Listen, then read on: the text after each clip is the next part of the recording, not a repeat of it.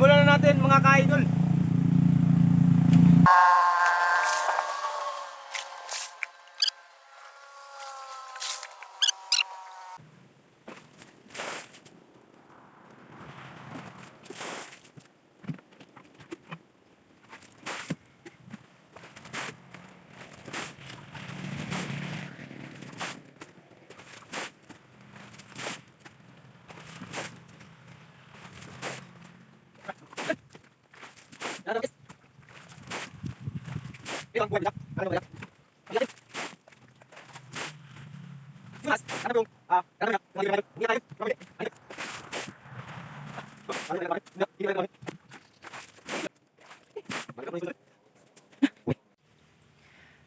So hagan kitag naon karon idol kay gikan ta nag swimming pool.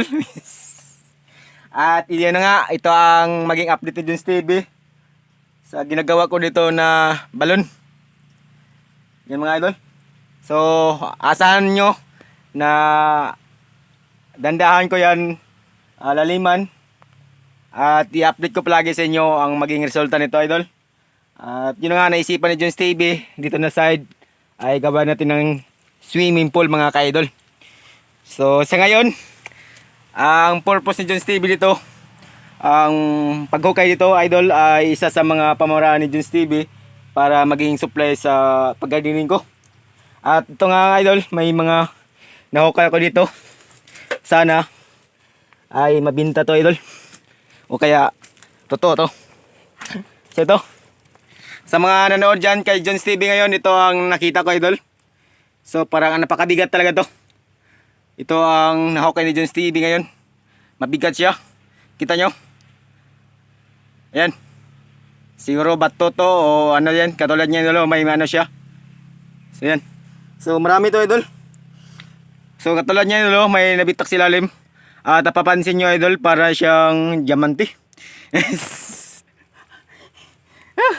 Ayun o. Ganyan na yan.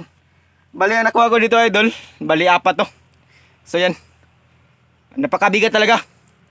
Siguro ito idol, sa 4 na to, almost 1 kilo or 1/2. So mabigat talaga, maliliit pa naman. O diba? Tis-tis lang, sana masuportahan nyo si Jones TV at ma-update nyo palagi ang gagawin ko dito sa aking mga ginagawa ngayon sa paghukay. At palari natin na makahukay tayo dito ng ginto. So yan po ang bukal mga idol. Yan. At dito sa gilid na yan, may maliit na rin na bukal. At dito sa gilid, pati dito idol, mayroon yung maliit. So ang malaki dito idol, dyan. So asahan natin yan mga idol, ay lumaki pa yan pag once na lumalalim to yung hukay ni Jones TV dito.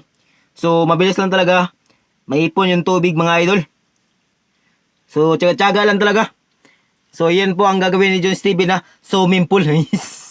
So yun o, mabilis lang talaga naipon. Kita nyo naman idol o.